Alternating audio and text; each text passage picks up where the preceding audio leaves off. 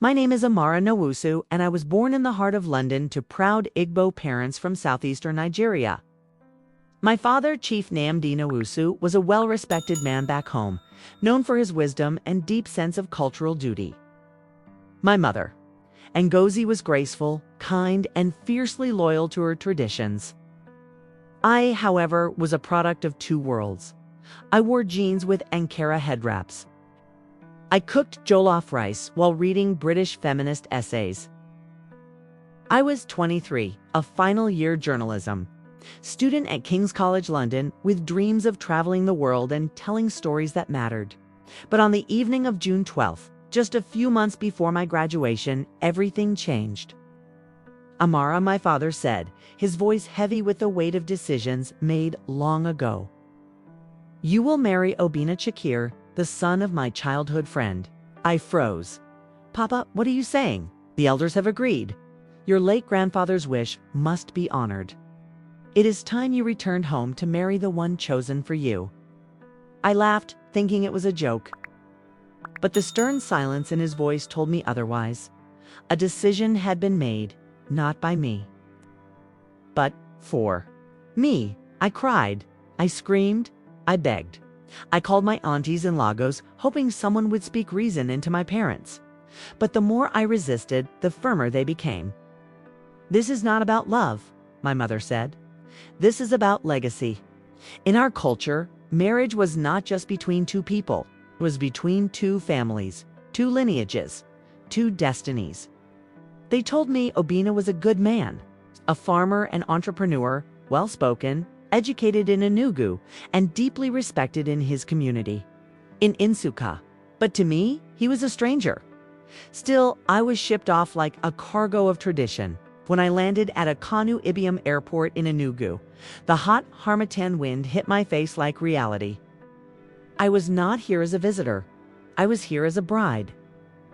The first time I saw Obinna, he was in a white kaftan standing tall beside his mother. He had a quiet strength, with deep-set eyes and a scar on his chin from childhood mischief. He bowed slightly and said, "No, Amara. Welcome." His voice was calm, almost soothing, and despite everything in me screaming not to like him, something inside stirred. Why did you agree to this? I asked him that evening. He looked into the red sunset and replied, "Because I trust the wisdom of our elders. But that does not mean I will force your heart." The traditional wedding in Umans, his home village, was a grand affair. Drummers, dancers, palm wine, cola, nuts, chants, and the smell of roasted goat meat filled the air. I wore a red George wrapper, coral beads hanging from my neck, and a gel that felt heavier than my doubts. I smiled for the elders, knelt for blessings, and held Obinna's hand as if I knew him. But inside, I was a storm. I was a virgin bride, marrying a man whose dreams I didn't know, whose voice still felt foreign.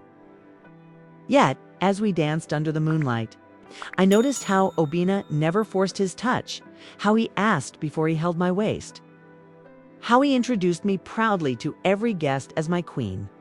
That night, in a small mud brick house surrounded by mango trees, I sat on the edge of a bamboo bed. Obinna brought me warm water to bathe, left the room, and returned with a wrapper for me to sleep in. "You don't want ... too?"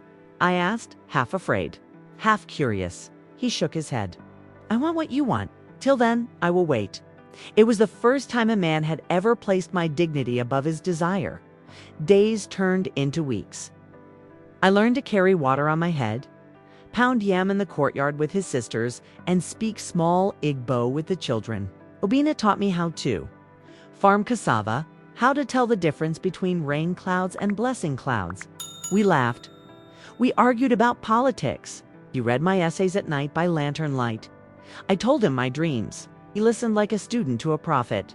Told me his, too, how he wanted to build a school in the village, how he lost his father at 16, how he believed God sent me not as a punishment, but as a partner. I stopped counting the days I wanted to run. I started counting the reasons I wanted to stay. Then came the storm. One afternoon, I found a letter in an old wooden box. It was from Obena to a girl named Chidinma. The handwriting was young, the words tender. You were my first love. I will wait for you, even if the moon forgets to rise. My heart sank. Who was Chidinma? Was I just a replacement? When I asked him, Obina sat quietly, then said, she was my past. We were to marry, but she left for the city and never returned. Our families were shamed. When your father proposed our union, it was a chance to restore peace. So I was your peace offering. No, he said, you became my peace. I didn't speak to him for 2 days. Went to the stream, walked the dusty roads alone, prayed under the udala tree. And then I remembered I too came here angry. I too brought my own ghosts, and yet he held space for me. Could I not do the same? That night I returned home. Obina was outside sitting by the fire shelling groundnuts. He looked up surprised. I sat beside him, took a handful of nuts and said, tell me more about Chidinma. He did honestly, softly, without fear. And I listened, not as a wife betrayed, but as a woman ready to understand the man beside her. We talked until the stars faded. And as the first rooster crowed, I leaned on his shoulder and whispered, I choose you now, not because I must, but because I want to. He didn't speak. He just held my hand, firm and warm. Months passed. Our home became more than a shelter. It became a sanctuary. We planted a garden. I wrote articles about rural education in Nigeria that got published in international journals. Obina began building the school he always dreamed of. I taught the village girls how to write their names, how to read signs in English and Igbo. They called me Noan Teacher, the teacher's wife. When Obina touched me now, it wasn't strange, it was sacred. Our first night together came not from duty, but from days and nights layered with trust. And it was beautiful, slow like rain kissing dry earth. One of my essays about forced marriage went viral, titled From Chains to Choice, My Journey as a Virgin Bride. It drew attention from BBC Africa, Al Jazeera, and Nigerian national papers. Reporters came to our village. Some called me a survivor. Others called Obena a unicorn. But I told them he was not my captor. He was my mirror. I didn't lose myself in marriage. I met myself there. A year later, at the opening ceremony of the village school we built, my father flew in from London. He saw the classroom painted with colors I chose, the library filled with donated books, and the joy in my eyes. He pulled me aside and said, Amara, I thought I was sending you to obedience, but you found purpose. I smiled. I found love, Papa, the kind you never forced. And as the village choir sang and Obina kissed my forehead, I knew this story wasn't just mine. It was every woman's story who was ever pushed into a life she didn't want and yet bloomed anyway. Because sometimes the road we resist most leads to the freedom we never expected. The years moved gently, like the harmattan wind across the savannah. Obina and I celebrated our 5th anniversary under the mango tree where he first told me about his dreams. We now had a daughter, Adora, whose laughter filled the walls of our home. She would sit on my lap as I wrote, scribbling her own tiny stories beside mine. We named her after Obina's late mother, a strong woman who, like me, once felt caged by duty but found power through love. Together, Obina and I traveled to other villages advocating for the girl child. We brought books, built boreholes, trained teachers. Sometimes, when I stood before crowds of young girls, I would hold Adora's hand and say, she will not be traded, she will be taught. Our story reached farther than we ever imagined. Universities in Europe invited me to speak. Obina was honored by the Ministry of Education. Yet our favorite place remained the bench outside our home in Nsukka. Watching the dusk bleed into fireflies, there were moments of hardship too, a flood that damaged part of our home, the illness that briefly weakened Obina, and the difficult pregnancy with our second child, Chuka.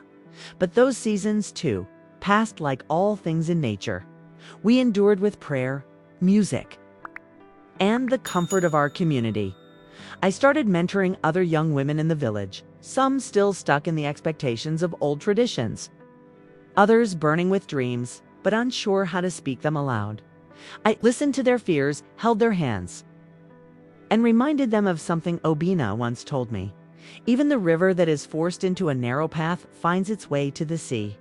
And in the quiet of every night, when the world went still, and the moonlight crept in through the window, I would look at Obina sleeping beside me, and I would whisper a silent thank you, not just to him, but to the universe that had pushed me into a storm I once feared, only to find that it was preparing me to bloom. This was never just a love story. It was a story of coming home, not to a place, but to myself. And in that journey, I discovered something rare and beautiful. The heart does not always know what it needs, but if we listen closely, it will always tell us when we've found it. I eventually launched a foundation called Daughters of Tomorrow, where girls from villages across southeastern Nigeria could come to learn, grow, and lead.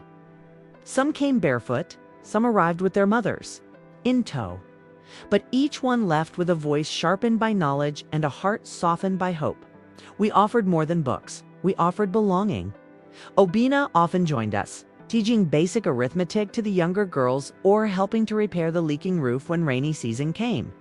We built a dormitory, then a tech room, then a scholarship fund, and each time a girl graduated and returned to her own village to lead, I saw another page added to a story that had begun with resistance. Mine, this is what it means to turn pain into purpose.